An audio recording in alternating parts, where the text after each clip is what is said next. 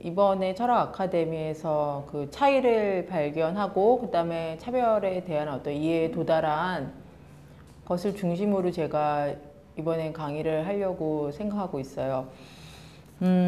이번 강의에서는 제가 지난번 그 첫 번째, 그러니까 지난번에도 제가 여기에서 비슷한 강의를 했었어요. 근데 그때는 제1물결, 처음에 페미니즘의 시작과 관련되어 있는 강의를 진행을 했었고, 그때도 강독도 같이 했어요. 그래서 여기 수강을 하시는 분들, 그 다음에 뭐 수업을 이렇게 온라인으로 뭐 듣는 분들은 제가 실라버스에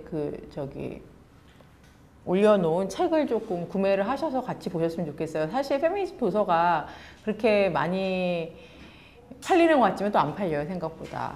왜냐면은 사실 책이 팔린다라는 거는 그런 이제 강의들이 많고, 강의의 참고 도서나 주요 도서로 많이 이제 구매가 돼야지 실제로 판매 지수도 높아지고, 그 다음에 인용 지수도 높아지고, 그리고 또 뭐예요? 이런 것들을 번역해도 좋겠구나, 이런 걸 써도 좋겠구나라는 식의 출판 시장에 좀 그런 걸 이해를 하고 또 준비를 하는 것 같아요. 저는 그래서 죄송스러운 말씀이지만 언제나 좀 책을 조금 구매하길 바라는 마음에서 일부러 이렇게 좀 원전을 만져보고, 원전을 눈으로 만져보고 머리로 만져보는 그런 작업을 되게 중요하게 생각하고 있어요. 왜냐면 그 많은 해석본들이라는 게 존재할 수 있고, 누군가의 인용을 통해서 그 글을 볼 수도 있지만, 실제로 그런 적이 되게 많아요. 어떤 그 글이라는 게 발췌로만 만났을 때는 앞뒤의 맥락 없이, 그 다음에 사실은 그런 의도가 아닌데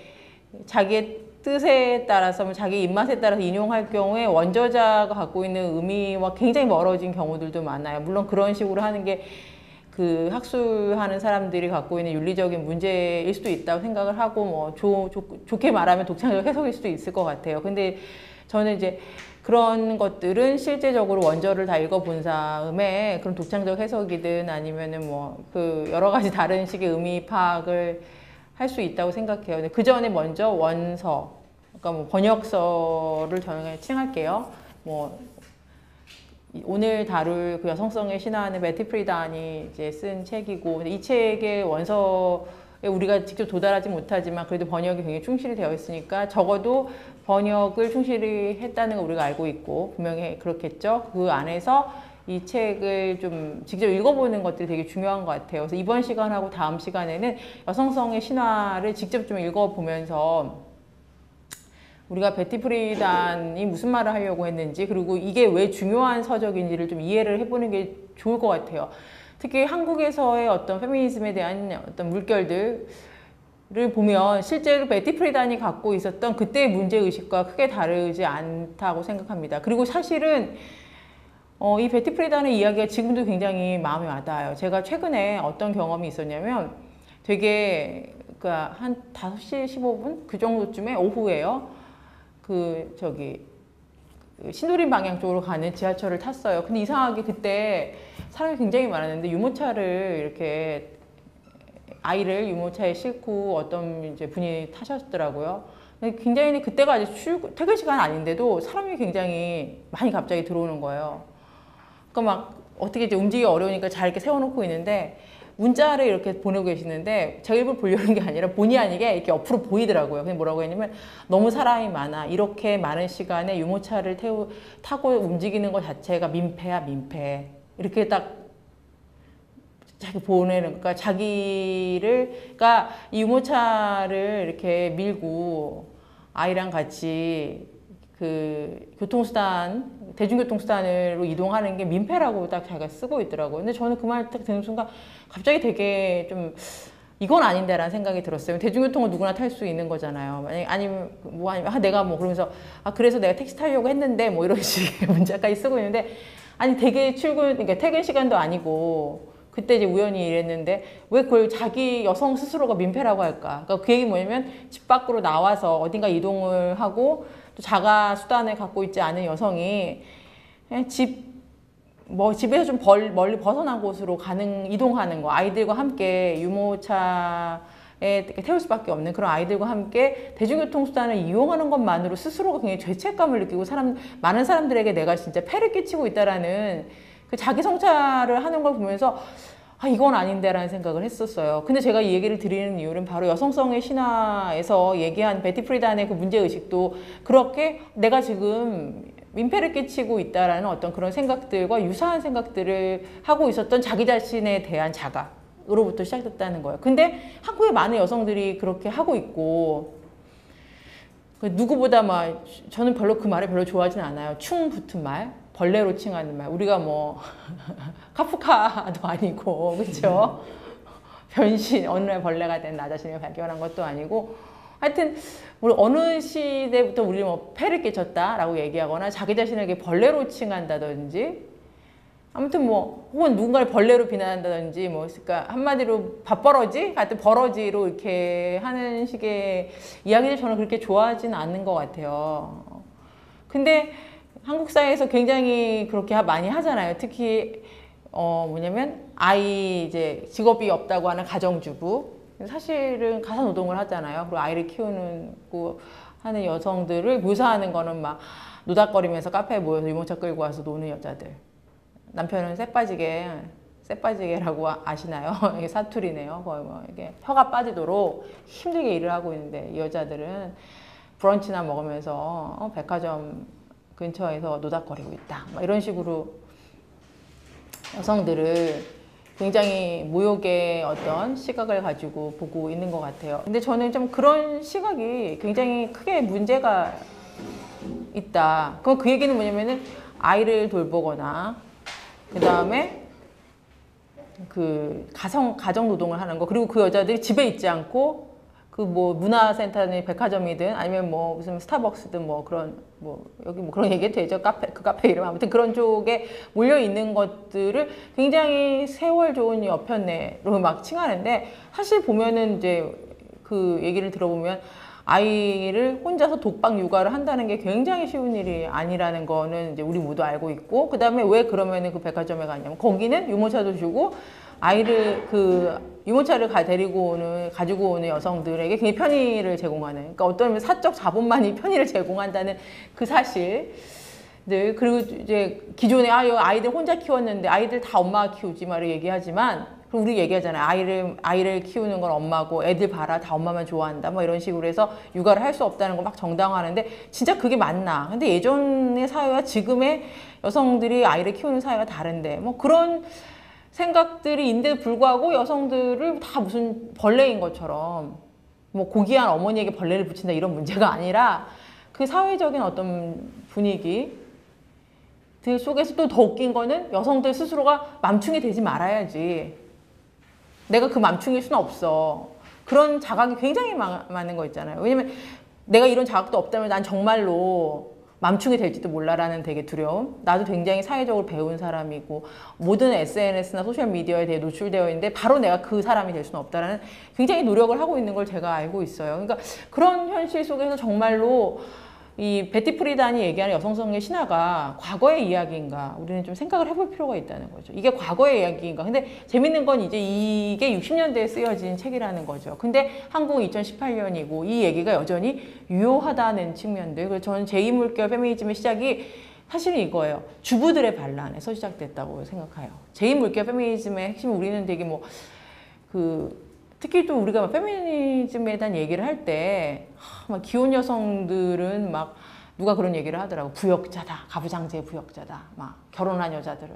진짜 그런가? 근데 베티 프리단은 아니에요. 베티 프리단은 바로 자기가 결혼한 여성들이었고 결혼한 여성들의 그 반란 혹은 결혼 제도에 아주 치가 떨린 사람들 그러고 나서 물론 결혼 제도 다 이제 이혼도 하고 막 그래요. 그러기도 하지만 그래도 적어도 기혼하는 여성들, 기혼하라고 얘기하는 그 여성들에 대한 그 자각, 그 여성들이 자기가 스스로가 누구인지에 대한 자각으로부터 그래서 우리가 왜 이렇게 됐지?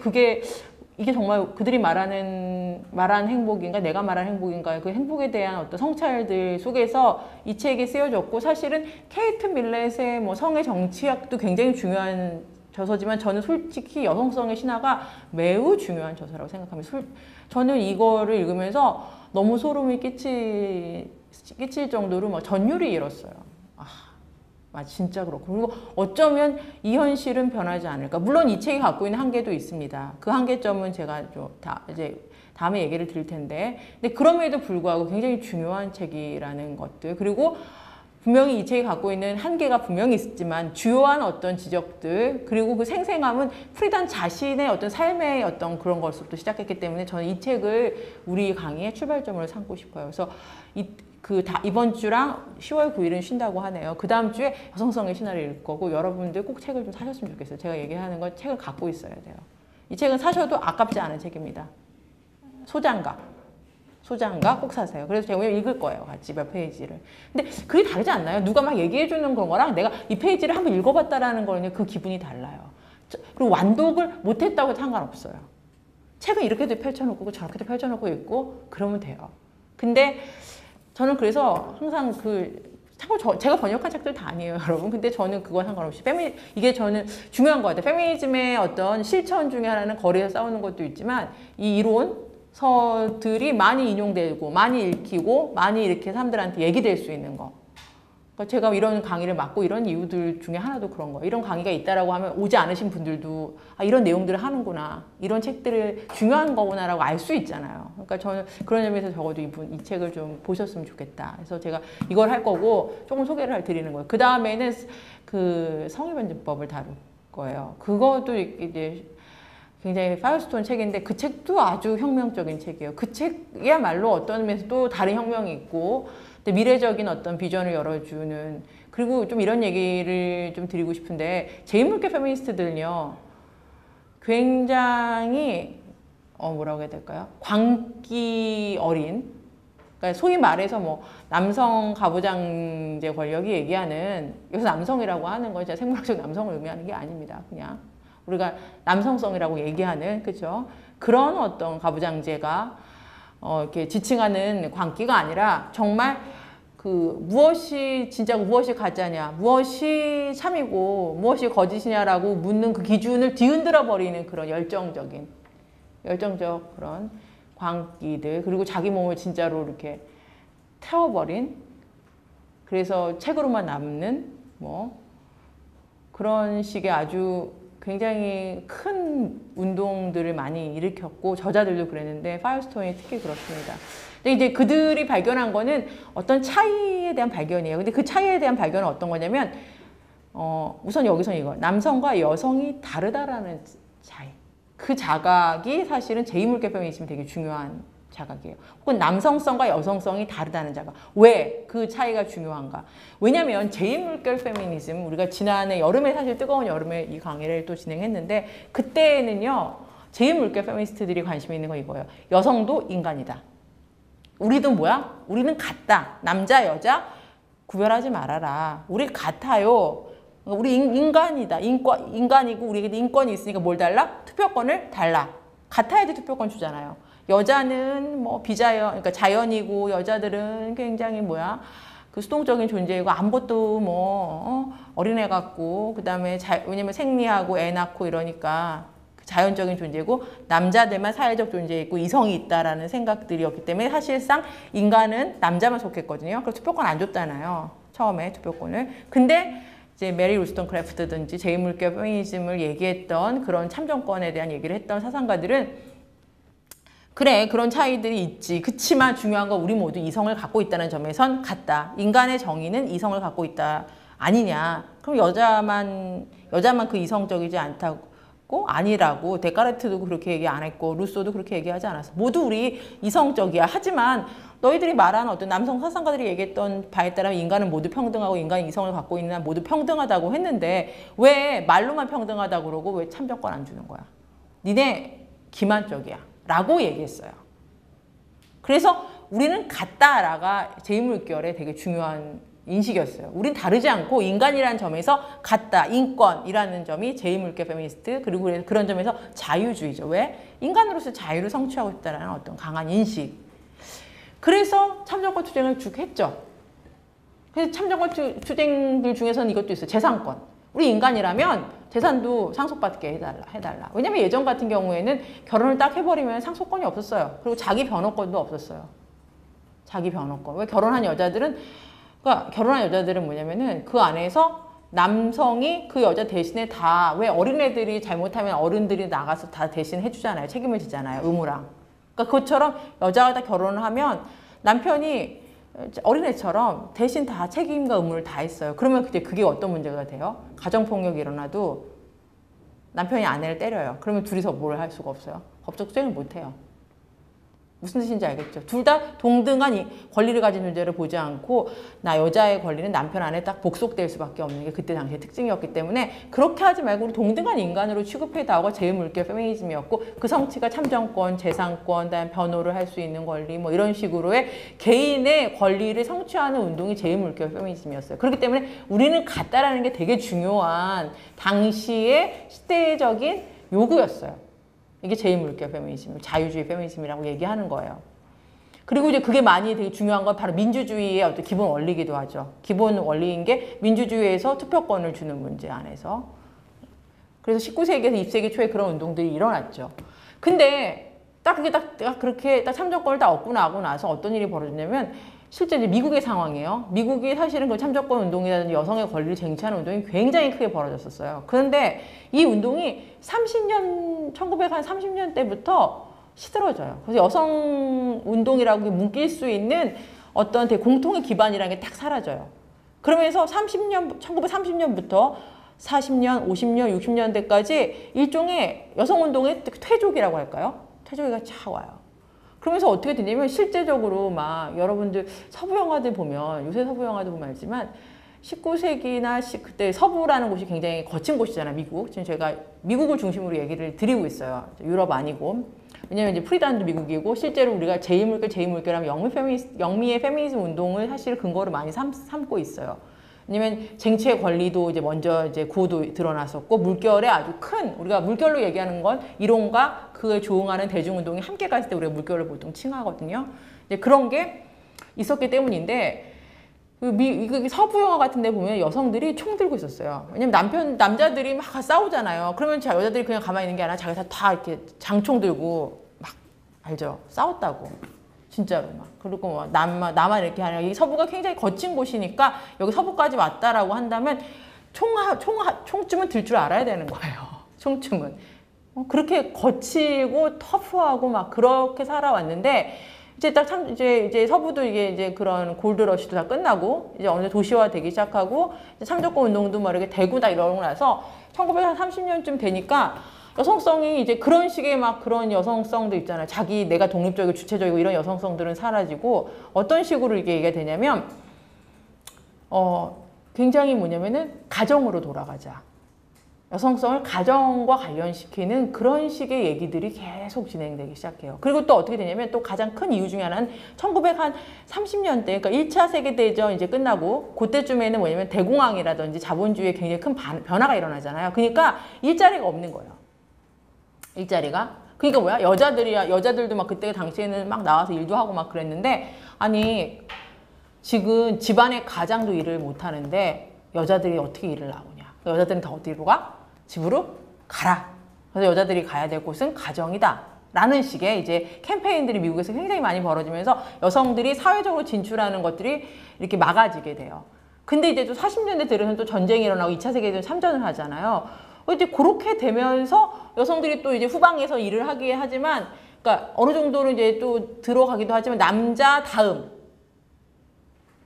남자의 다음으로 이제 그 집이 동등하다기보다는 남성이 일자리가 부족하면 언제나 그 다음에 여성이 나가고, 그다음에 뭐 남성들이 할 수 없는 남성 전쟁에 나가든지 후방에서 뭔가 일을 해야 될 때는 여성이 들어와야 되고 뭐 이런 식의 언제나 남자 다음이라는 그런 인식들이 있었던 것 같아요. 30년, 40년대. 그래서 여성 운동의 어떤 그런 뭐랄까요, 그 기폭제가 될 수 있는 게 없었죠. 그러다가 이제 전쟁이 딱 끝나고 나서 베이비붐 시대가 오잖아요. 전쟁이 끝나고 나니까 이제 다 이제 고국에 들어오면서 애를 많이 낳아야 된다라는 거. 그래서 미국은 전후가 딱 되면서 굉장히 부유해져요.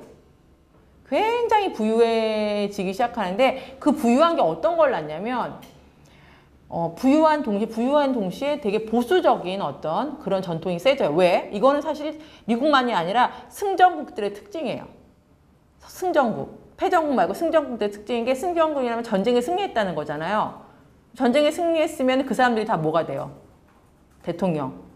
드골도 그랬잖아요.